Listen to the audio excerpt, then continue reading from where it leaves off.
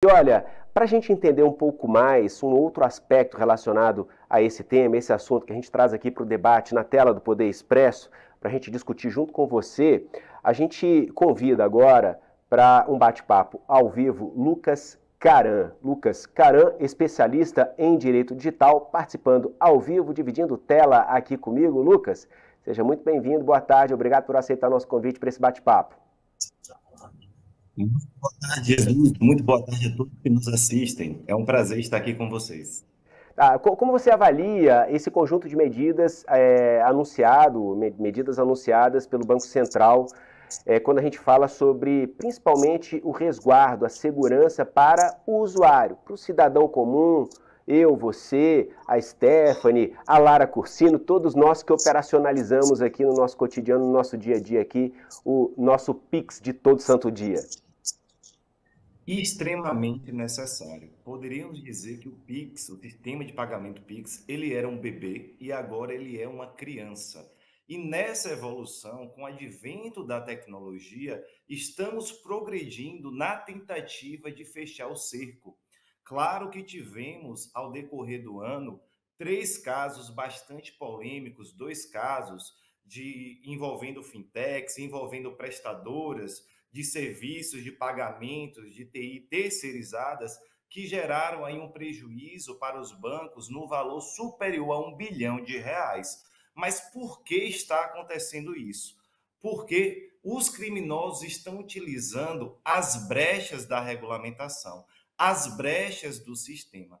E nada mais assertivo do que regulamentar, fiscalizar e aumentar em todos os níveis a maturidade de segurança desse sistema. É necessário credenciar todas as instituições, mesmo aquelas terceirizadas, acertadíssima a exigência de 15 milhões de reais para que possa terceirizar o processamento de pagamentos, porque gera a necessidade de trazer empresas que têm ali um valor para conseguir custear as medidas de segurança da informação necessária e também praticar a manutenção dessas medidas, que não são poucas, tá, Jesus? É necessário avaliar dados de quem está enviando, quem está recebendo o dinheiro, qual é o comportamento daquele cliente. Aquele cliente normalmente envia R$ 1 milhão para outro estado, normalmente aquele cliente somente envia R$ 5 mil. Então é necessário sim ter todas essas medidas bem regulamentadas e fiscalizadas pelo Banco Central. Lucas, a gente fala desse montante que deve ser colocado integralizado, não sei se é o termo ali, como um capital à disposição da operação do Pix para as instituições financeiras que desejam explorar, né, esse trânsito, esse fluxo monetário aqui no país. Quero entender especificamente, exatamente, qual a função desse depósito de 15 milhões. A gente sabe que a movimentação do Pix eu imagino, deva demandar um certo lastro da própria instituição financeira que se predispõe a fazer o trânsito desses valores, mas eu também não sei se ela entra na história simplesmente como uma responsável por ditar o fluxo, dizer de onde vem e para onde vai, e o dinheiro efetivamente que é utilizado, o lastro seria concentrado lá no Banco Central, como se fosse algo que não tem dono. Então eu aciono aqui, sai 15 mil reais, 14 mil reais lá do Banco Central, vai para o destinatário, e esse banco aqui, ele meio que faz o serviço de direcionar esses recursos. Então aí eu entro especificamente na pergunta. É o banco que tem que ter esse lastro para que o dinheiro que eu faço, quando eu faço o Pix daqui para você, sai dali desses 15 milhões que estão depositados em nome desse banco, ou esses 15 milhões, eles são especificamente para adotar medidas de segurança, adotar medidas emergenciais, acionar uma empresa de segurança para vir ali apagar um incêndio, esse tipo de coisa, de modo que o lastro ficaria realmente sob responsabilidade por conta somente do Banco Central. Perfeito. Para explicar sua pergunta, é necessário explanar um pouco como é que funciona o fluxo de pagamento.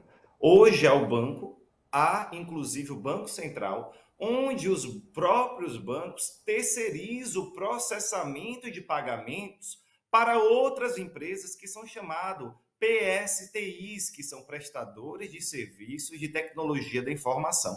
Então, essas empresas especializadas realizam processamento desses pagamentos em nome do banco, porque elas são especializadas nisto. E, para tanto, elas têm essa integração com o Banco Central para cumprir diversas regulamentações. Esses 15 milhões é para aumentar o nível dessas empresas terceirizadas. É um requisito onde se obriga um capital social, ou seja, a empresa precisa demonstrar que ela tem esse caixa de 15 milhões, então ela consegue suportar essas medidas que são criteriosas, são rigorosas e trata-se de um processamento crítico. Você está processando diversos pagamentos para aquele banco, para outras pessoas, para que vocês não acabem contratando uma empresa que não tem aquela maturidade, que não tem aquele recurso, ela somente faz esse processamento, ela tem uma funcionalidade, mas ela não tem uma segurança.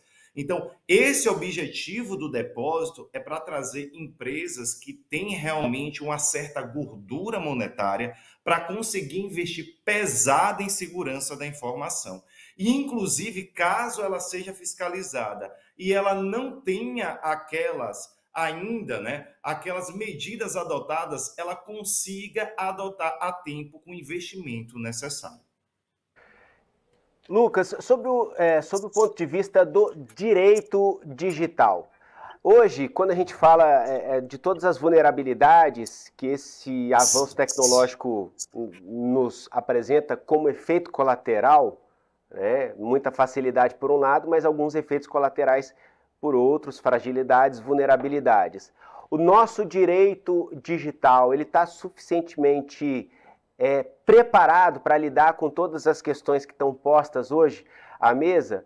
A gente fala do direito digital, lembrando que crimes financeiros têm ali a sua previsão legal, a sua tipificação, o crime já previsto, a respectiva pena, e assim como existe o pedófilo e o pedófilo que pratica pedofilia pela internet, existe o furto e o furto que é praticado pela internet. Ou seja, direito digital, nós estamos contemplados com tudo o que há na lei ou há algo a ser melhorado? Por exemplo, a criação de tipos penais mais específicos a condutas que a gente viu surgirem mais recentemente. É necessário realizar uma regulamentação não só de condutas, mas de todo o processo. Hoje, por exemplo, quando um certo cliente sofre esse golpe, não dentro da esfera penal, mas caso ele venha ali, ele almeja, ressarcir ali, brigar pelo seu direito, pela esfera civil, ele necessita utilizar de legislações como o direito do consumidor e essas regulamentações do Banco Central que obrigam os bancos a realizarem diversos tipos de medidas que por muitas vezes eles não realizam. Então, dentro dessa dinâmica de regulamentação, realmente é necessário colocar tipos penais mais específicos, que significa, olha, se uma pessoa cometer aquele ato, ela vai cometer realmente aquele crime especializado ali em fraude financeira. Já há um nível de fraude financeira digital hoje, mas claro que está cada vez mais evoluindo. Hoje tem inteligência artificial, hoje é possível se passar por outra pessoa, tanto na imagem como na voz. Não é possível distinguir o real do artificial. Então, realmente, é necessário diversas regulamentações para atingir de uma forma 360 diversas práticas que são realizadas nesse mundo cibernético de hoje. Lucas, comparando a nossa legislação, o aparato jurídico à nossa disposição e aparato legal também, com outros países, em que posição a gente se situa, a gente é referência, é um exemplo a ser seguido, a gente ainda tem muito que aprender? Via de regra, o Brasil, ele acaba copiando algumas legislações que são realizadas no exterior. Isso aconteceu com a nossa Lei Geral de Proteção de Dados. Isso está acontecendo com a nossa regulamentação de inteligência artificial. Então, primeiro, esses assuntos são maturados internacionalmente e depois o Brasil escolhe as regulamentações diante dessa esfera internacional e absorve o que seria aplicável para ele. Então, claro que ainda temos um pouco a realmente a evoluir, mas também não somos um dos piores países no sentido de regulamentação, tá? Eu diria que estaríamos em um nível intermediário, não um pioneiro ou referência, mas em um nível intermediário. O Bacen, ele vem realizando diversas regulamentações. O sistema PIX, ele tem sim uma referência mundial, claro que tem outros países que têm sistemas muito mais avançados, mas essas regulamentações do Bacen, elas são muito utilizadas em processo judicial como uma forma de embasamento para a proteção, seja do consumidor, seja daquele usuário ali que sofreu uma fraude. Lucas, em que sentido que Gabriel Galípolo se referiu a instituições financeiras da Faria Lima, as instituições financeiras em atuação no Brasil hoje, como vítimas? De que forma elas são vítimas? Quando acontece um desvio ou um uso irregular daquela estrutura, daquela instituição financeira, elas sofrem um prejuízo, existe um seguro por trás, ou o prejuízo que mostra que elas são vítimas, seria mais um prejuízo na sua imagem, ter o seu nome associado à prática de algum crime, ainda que sem ter sido por vontade própria.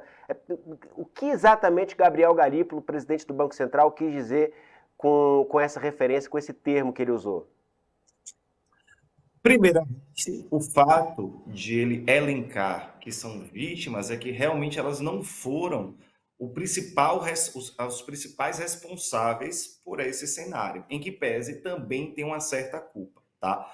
Para trazer uma elucidação a esse tema, eu preciso trazer que a Lei Geral de Proteção de Dados, ela informa que tanto quem contrata para realizar aquele processamento de dados pessoais, como aquele que realiza o processamento de dados pessoais, eles possuem responsabilidade solidária. Ou seja, você precisa auditar se o seu contratado realmente ele está realizando as seguranças e as medidas necessárias. É isso que diz a Lei Geral de Proteção de Dados. Mas quando ele se refere dessa maneira, ele quis dizer o quê? Essas instituições contrataram empresas terceirizadas que realizam esses processamentos de pagamentos.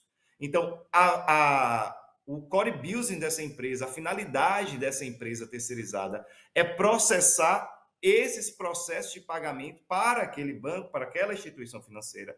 E, nesse sentido, essas empresas foram atacadas. Elas tinham vulnerabilidades e crackers acabaram utilizando essas vulnerabilidades, essas brechas, essas falhas na segurança para lavar dinheiro, para desviar valores e utilizaram de uma forma que obteram bastante êxito, porque os valores são extremamente grandiosos, né? Então, dentro desse sentido, a vitimização que ele colocou foi justamente essa. E o outro momento que ele coloca como ponto de vitimação é que o prejuízo é delas, elas terão que arcar. Normalmente, essas instituições possuem seguros. Normalmente, esses valores estão realmente protegidos por seguros, tá? Lucas Caran, especialista em direito digital, comentando, trazendo análises aqui sobre essa mudança, mais uma mudança relacionada ao PIX, tentativa do Banco Central de limitar as irregularidades, as ilegalidades na movimentação financeira do país. Lucas, muito obrigado pela sua participação. Uma excelente sexta-feira, um ótimo final de semana. Até a próxima. Muito obrigado. Até a próxima.